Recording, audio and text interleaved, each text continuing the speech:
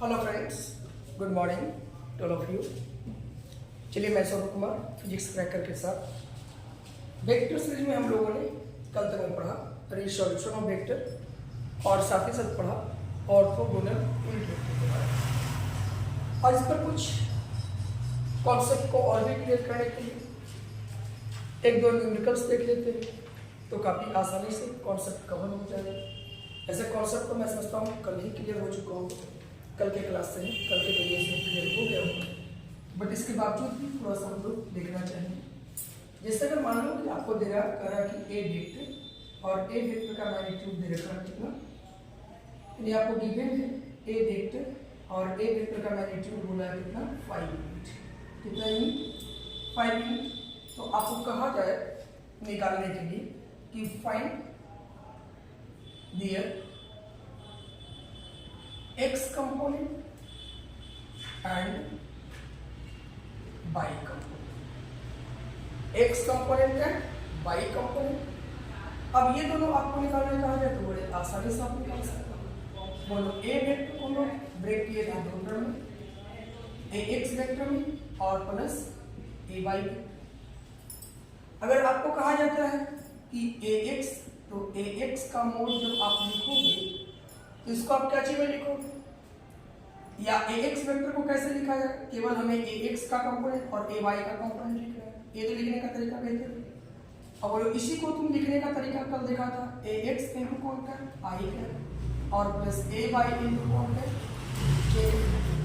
तो बोलो हमें ax का कंपोनेंट लिखना है तो ax के ऊपर वैल्यू तो वही होगा, मैग्नीट्यूड वही है कितना 5 और इंटू कौन का लिखोगे i का।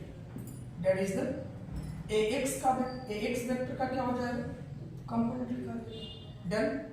ठीक इसी प्रकार से तुमको लिखना है ay का, तो ay का कंपोनेंट में आप क्या लिखोगे? बोलो ay और इनटू j कैप है। ay के जगह पर बोलो फिर यूनिट कितना होगा मैग्नीट्यूड से, और इनटू कौन कैप कहोगे तो आप j कैप कहोगे बराबर कौन सा a वेक्टर ay वेक्टर। बात समझ आ रहा है? तो इस तरीके से हम लोग रिसॉल्व करते हैं। बहुत कुछ है नहीं इसमें, बहुत सिंपल सा चीज है। एक क्वेश्चन मैं ऐसा ले रहा हूं कि आपको दे रहा है कि सपोज मान लो ए वेक्टर का आपको कंपोनेंट दिया है, सपोज मान 5 i cap plus 2 j cap और माइनस 3 k कैप। अब आपको बताने का रहा है कि बताइए कि इसमें कौन कौन से कंपोनेंट का क्या मैग्नीट्यूड है, यानी x डायरेक्शन में जो मैग्नीट्यूड होगा दैट मींस ax वेक्टर का मैग्नीट्यूड आपसे पूछते बराबर व्हाट, ay वेक्टर का मैग्नीट्यूड पूछते बराबर व्हाट, और फिर पूछ दे क्या चीज az का मैग्नीट्यूड बराबर व्हाट। तो आप जवाब क्या देंगे? बहुत सिंपल और सामान्य से में लिखेंगे। बोलो a वेक्टर को लिखने का तरीका क्या है? पहले ऐसे लिखो ax vector plus ay vector और प्लस az वेक्टर। अब बोलो ए वेक्टर को मैं ऐसे भी लिख सकता हूँ ax i का क्या प्लस ay j का क्या और प्लस aj किसका क्या k का क्या। अब बड़ा सिंपल और सामान्य से में लिख सकते हो, यानी मैं ax इंटू i कैप लिखूं, रिजल्ट देखो कितना है 5i cap. That means ax बराबर कितना हो गया 5। एक इसी प्रकार से बोलो a बाई j कैप बराबर मैं लिखूं यहां पर, बोलो कितना 2 और इनटू j का क्या। दैट मींस a बाई बराबर आप लिखोगे कितना 2। तीसरा नंबर टर्म को देखो, अगर मैं लिखना चाहूं az और इनटू k का बराबर टर्म में देखना -3 है और k का that is k to k, तो ऑलरेडी बैलेंस नहीं हो रहा है। az बराबर आपके पास कितना है -3। तो इस तरह से वेक्टर को आप क्या कर सकते हो रिसॉल्व कर सकते हो, बड़े सिंपल एक्स वाई जेड इस तरीके से टर्म दे दे। अब देखो तुमको इसी में अगर एडिशंस बोल देता है और कह देता है कि what is the magnitude of resultant vector, तो आप कैसे सॉल्व करोगे? चलो इस क्वेश्चन को हम थोड़ा सा और एक्सटेंड करते हैं। बहुत सिंपल है। रिसोल्यूशन ऑफ वेक्टर करने के बाद समझ जाइए आपका वेक्टर 90% क्लियर हो जाता है। फिर यहाँ के बाद कोई डॉट नॉर्मली नहीं रहता है, क्योंकि सारा चीज वेक्टर में अगर पूरा का पूरा खेल है तो रिजॉल्विंग ऑफ वेक्टर पर ही सारा खेल होता है। मैंने कहा कि आपके पास 2 वेक्टर है, to find the magnitude of resultant vector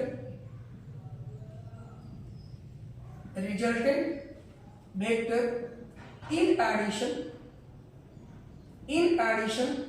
even आपको दे रहा है a vector equals to, suppose मान लेते हैं i cap plus 2j cap और plus 3k cap and b vector equals to 2i cap plus 2j cap और minus 2k।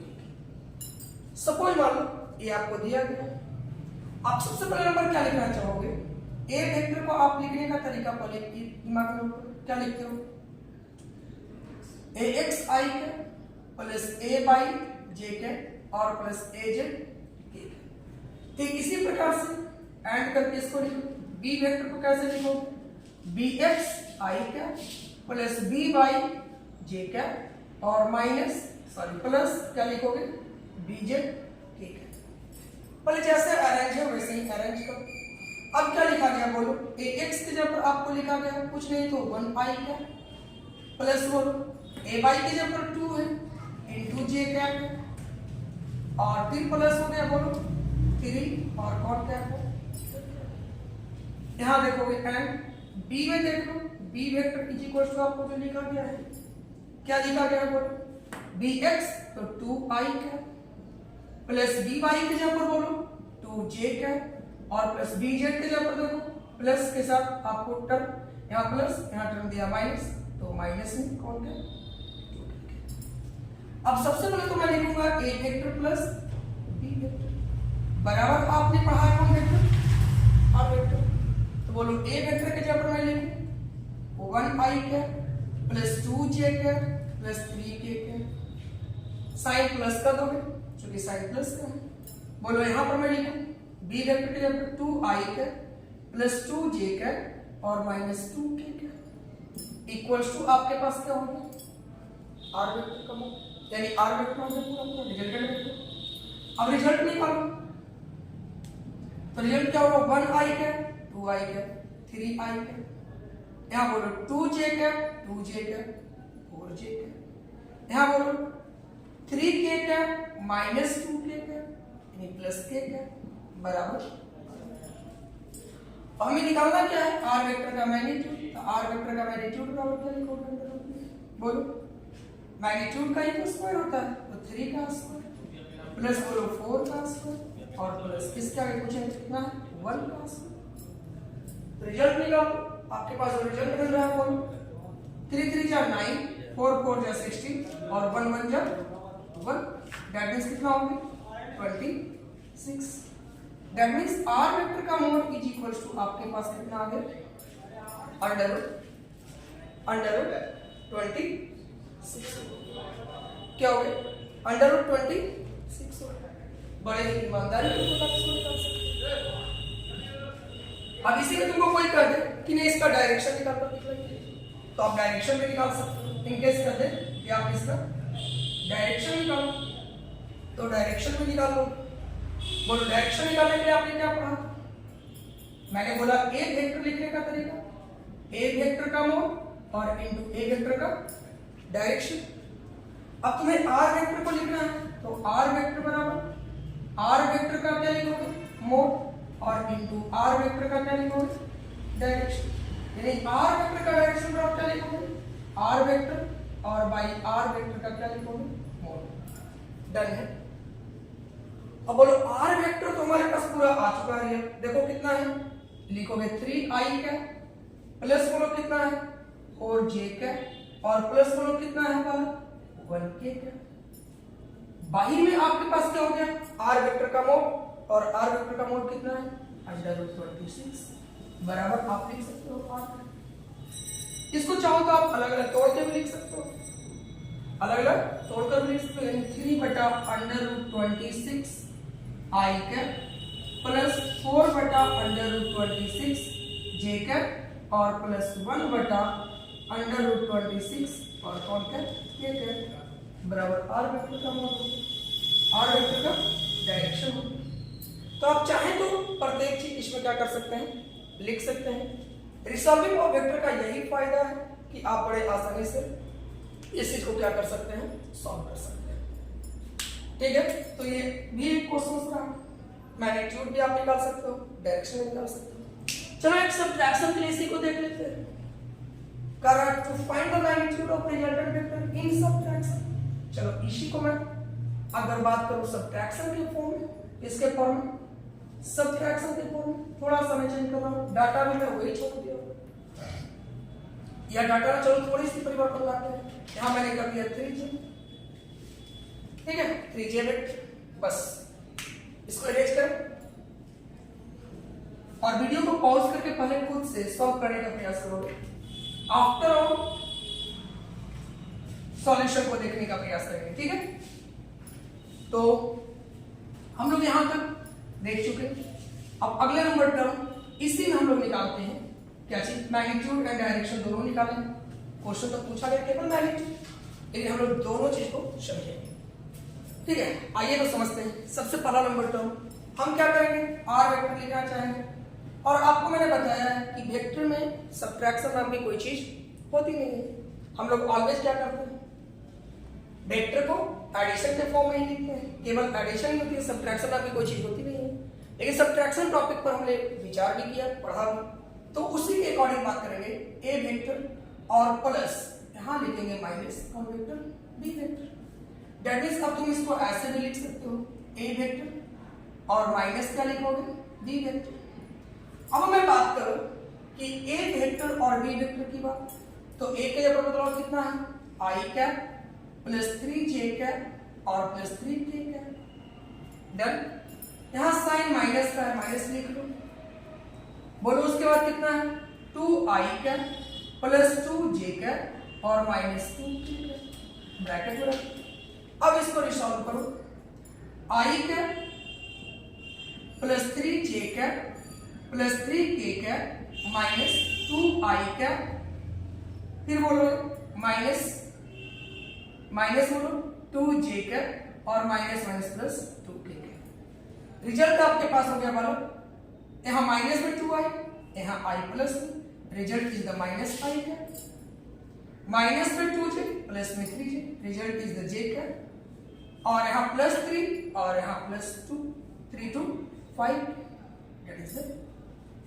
बराबर कौन वेक्टर आ गया, आर वेक्टर। ये तो मेरा आर वेक्टर निकल गया सब्ट्रैक्शन करने के बाद।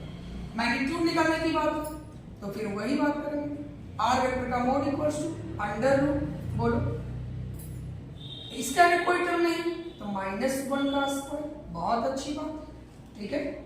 प्लस बोलो इसके आगे कोई टर्म नहीं तो 1 है, 1 का स्क्वायर, प्लस बोलो कितना है 5 है तो 5 का स्क्वायर। यानी आर वेक्टर का मोड निकल गया मेरे पास। बोलो 1 का स्क्वायर 1, 1 का स्क्वायर 1 और 5 का square 25, that is under root कितना आ गया 27, बराबर क्या हो गया आर वेक्टर का मोड। हम उम्मीद करते हैं बड़ी आसानी से इसी को समझ में आया होगा। अब बोलो अगर कह देता कि आपको डायरेक्शन भी निकालिए, ऐसा क्वेश्चन में बोला नहीं गया, बट मैं आपको पूरे सिखाने का प्रयास कर रहा हूँ कि केस आपको कह दिया था डायरेक्शन ही निकालिए, तो आप क्या लिखोगे, वही आर वेक्टर बराबर आर वेक्टर का मोड इंटू आर वेक्टर का क्या डायरेक्शन।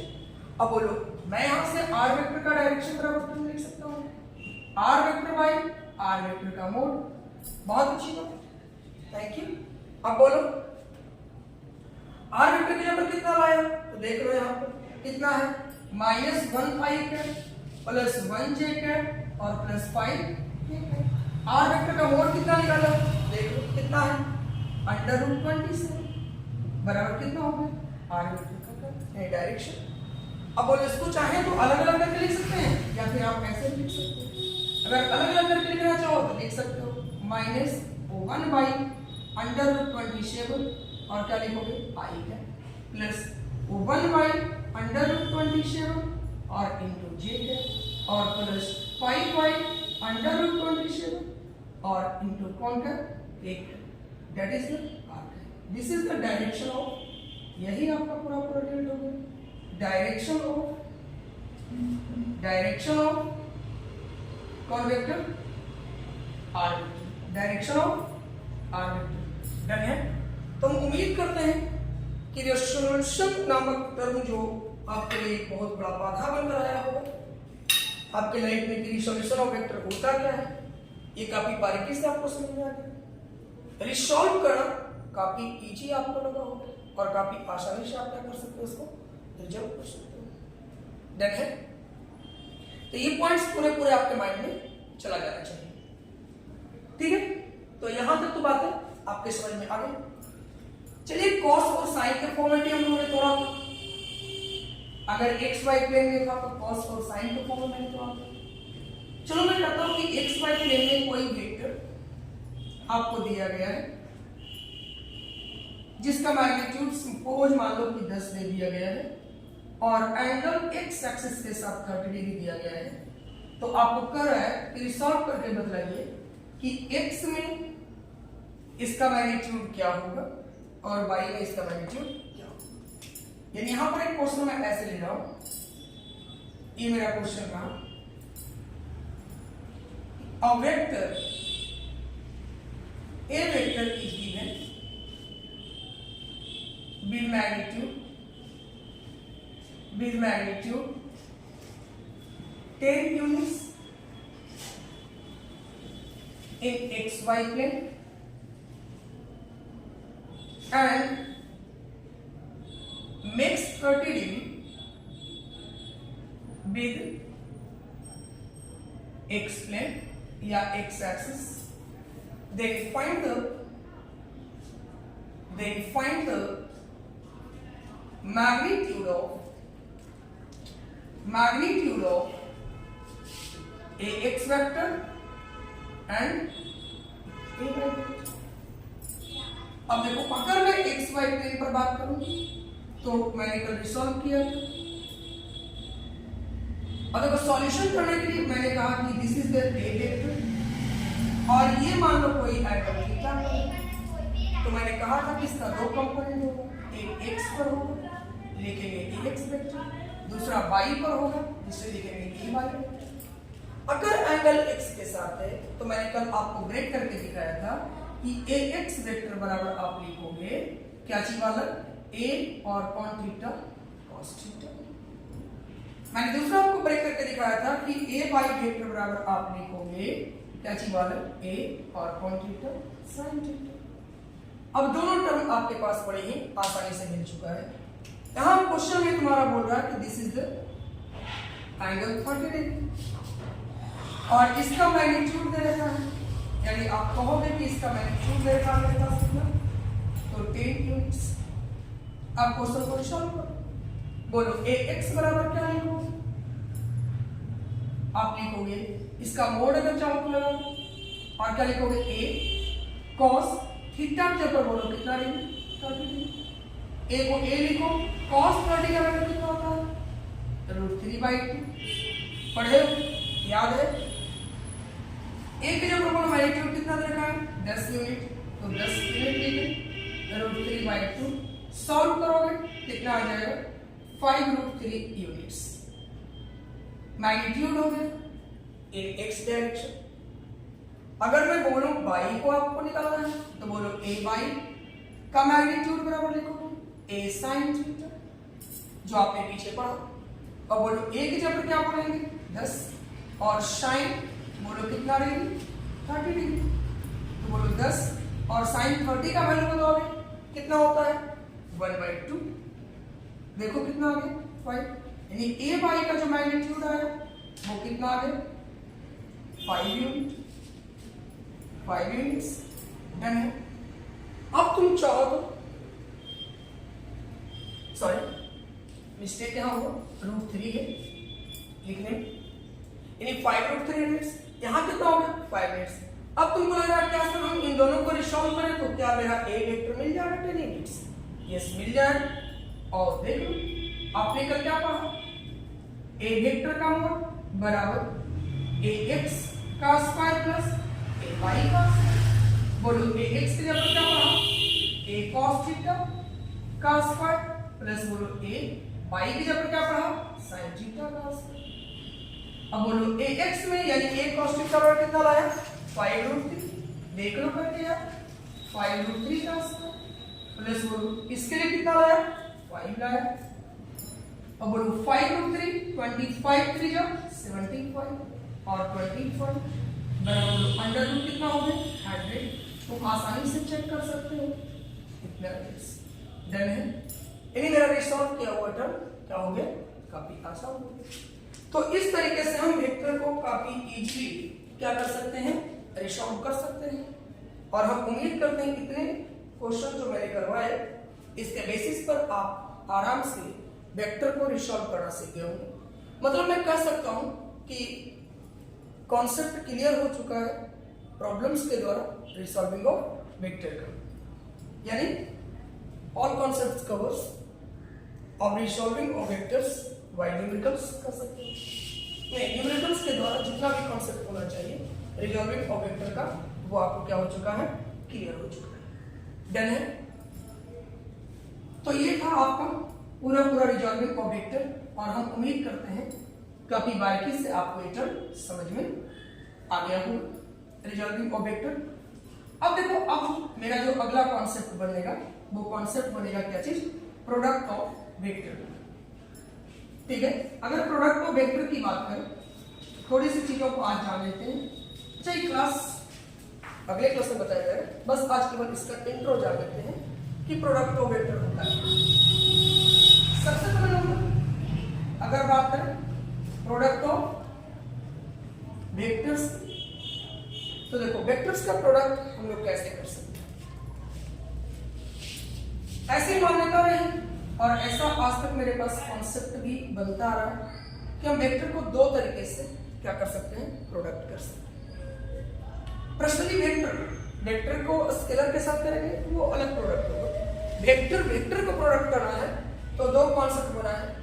एक कॉन्सेप्ट बना है कि मान लो कि हमारे पास दो वेक्टर है ए वेक्टर और दूसरा टर्म है आपके पास कौन वेक्टर बी वेक्टर और बीच में मैंने यहाँ पर एक डॉट लगाया क्या लगाया है तो इसका कोई वेक्टर का रिजल्ट मान लो कि आता है आपके पास कौन वेक्टर पर ये जाओ कि A vector dot B vector बराबर कोई रिजल्ट मेरा आ रहा है आएगा या नहीं आएगा अभी ये जानते हैं। फिर हम प्रयास करेंगे बात करेंगे कि क्या आर वेक्टर आएगा या कुछ और भी आएगा। तो गुणा करने पर क्योंकि वेक्टर का गुणा करेंगे तो दिमाग में आता है कि सर वेक्टर को जोड़ रहे थे तो वेक्टर मिल रहा था, वेक्टर से घटा रहे थे तो वेक्टर मिल रहा था, तो दिमाग में आता है कि वेक्टर को गुणा करेंगे तो वेक्टर ही आएगा। अभी ये रखते हैं तो यहाँ पर एक वर्ड आया है ये पॉइंट और इसको हम बोलते हैं क्या चीज डॉट। क्या बोलते हैं डॉट बोलते हैं। तो इस प्रोडक्ट का नाम हो जाता है कौन प्रोडक्ट डॉट प्रोडक्ट पहला पॉइंट। चलो दूसरा इसको गुणा करने का एक उस तरकीब आता है ए वेक्टर और यहाँ पर मैं लिखूं क्रॉस और यहाँ मैं लिखूं B vector is equal to मैं फिर से यहाँ पर आ गया यहाँ सैंपल क्या चीज आता है क्रॉस का रहा। इसलिए इस प्रोडक्ट का एक नाम पढ़ेंगे जिसे हम लोग बोलते हैं कौन प्रोडक्ट क्रॉस प्रोडक्ट। हम बारीकी से समझेंगे। अब देखो यहाँ पर ध्यान देना ए वेक्टर और डॉट मैं बी वेक्टर लिखूं इज इक्वल टू मैं आर वेक्टर लिख रहा हूं। ये बिल्कुल कॉन्सेप्ट गलत है। यहां पर जब रिजल्ट निकालोगे तो ए वेक्टर डॉट बी वेक्टर बराबर रिजल्ट जो आएगा ना रिजल्ट जो आएगा मैं यहां पर रिजल्ट लिखूं ये क्या चीज आएगा एक स्केलर है। ये सही हो कभी भी वेक्टर नहीं आएगा A vector dot B vector equal to आपको होगा कि सर जी आर वेक्टर आ रहा है तो ये प्रिंसिपल क्या हो जाएगा गलत हो जाएगा। इसमें रिजल्ट क्या आएगा स्केलर आएगा। जब स्केलर यहां से मिलता है रिजल्ट तो इसी का नाम हम जो देते हैं वो बोलते हैं स्केलर प्रोडक्ट ऑफ वेक्टर। क्या नाम बोलते हैं स्केलर प्रोडक्ट ऑफ और क्या नाम देंगे वेक्टर्स नाम। हम उम्मीद करते हैं पॉइंट्स बारीकी से समझ आ चुका होगा। A vector dot B vector equals to result जो आएगा अगर स्केलर आता है आएगा नहीं डॉट में है तो स्केलर ही आएगा आता है क्या अगर आता नहीं बल्कि आएगा नहीं क्या आएगा स्केलर आएगा। तो नाम क्या देंगे स्केलर प्रोडक्ट ऑफ वेक्टर्स नाम देंगे। यानी इसी को मैं दो टर्म में लिख रहा हूं एक डॉट प्रोडक्ट और एक और प्रोडक्ट स्केलर प्रोडक्ट। यहां से आपने देखा कि ए वेक्टर और cross B vector is equals to R vector. क्या यह कॉन्सेप्ट सही है? 100% सही है, बिल्कुल सही। अब इसमें हमें क्या मिल रहा है? रिजल्ट एज अ वेक्टर मिल रहा है। रिजल्ट एज अ क्या मिल रहा है? वेक्टर मिल रहा है। तो रिजल्ट जब मुझे वेक्टर के रूप में मिलता है तो इसका एक नाम और मिल जाता है जिसे हम बोलते हैं vector product of vectors. Vector product of क्या बोलते हैं? वेक्टर्स। इसकी डिटेल क्लास में कल के लेक्चर में दूंगा। यहां तक आपको पूरा बात दिमाग में आ गया होगा। यानी वेक्टर्स के प्रोडक्ट करने का कितना मेथड होता है? 2 मेथड होते हैं। कौन कौन मेथड है? तो एक का नाम डॉट प्रोडक्ट और दूसरे का नाम क्रॉस प्रोडक्ट। इसी का आप दूसरा नाम दे सकते हो स्केलर प्रोडक्ट और इसमें नाम दे सकते हो वेक्टर प्रोडक्ट।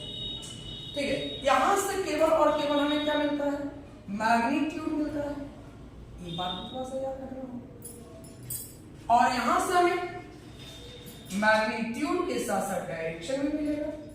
मैग्नीट्यूड तो मिलना ही मिलना है और साथ ही साथ क्या मिलेगा? डायरेक्शन भी मिलेगा। बात समझ आ रहा है? यहां से हमें क्या मिलेगा?